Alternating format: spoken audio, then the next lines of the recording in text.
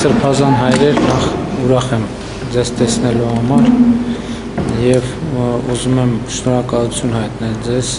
ձեր սկզբունքային դիրքորոշման համար, որ դուք այսօր արտահայտել եք հրապարակային կերպով եւ գիտեք, ես կարծում եմ, որ այն թեման, որը արծարծել եք դուք ձեր հայտարարության մեջ, հանձնավորվածի միջոցով մենք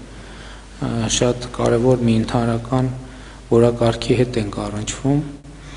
Ես շատ երկար մտածել եմ եւ եկել եմ հետեւյալ մի հետեւության ինքս ինձ համար, որ նաեւ կիսել եմ հանրության հետ եւ հարկ եմ համարում կիսել նաեւ ձեզ հետ, որ մենք շատ խոսում ենք արժեքահենք հանրություն,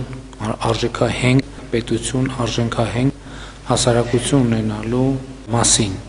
Եվ դա մեր նպատակը եւ խնդիրն է եւ որտեվ այնուամենայնիվ ցանկացած պետություն ինքը հենված է բացի զուտ իրավական տրամաբանությունից, այդ իրավական տրամաբանությունն էլ հենված է որոշակի արժեքային համակարգի վրա եւ չի կարող պետություն լինել առանց արժեքային համակարգի։ Մեր արժեքները առաջին հերթին առնչվում են մեր հոգեվոր արժեքներին եւ իրականության մեջ ինչպիսի դեր ունեն մեզ համար հոգեվոր արժեքները, դրանք մեծապես կանխորոշում են նաեւ պետության ընդհանրապես արժեքահենք լինելը եւ հասարակության արժեքահենք լինելը եւ ես կարծում եմ, որ սա մի խնդիր է, որի հետ առնչվել է եւ որի վերաբերյալ դիրքորոշումներ արտահայտելը մեր պետության հետագա զարգացման եւ ճակատագրի համար ունի շատ կարեւոր առնչություն եւ ես կարդացել եմ ձեր հայտարարությունը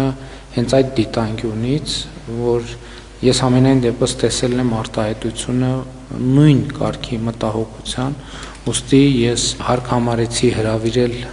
ձեզ հանդիպման եւ զրույցի եւ ուզում եմ շնորհակալություն հայտնել ձեզ, որ ընդունել եք հրավերը եւ պատրաստ եք նման խոսակցության եւ քննարկման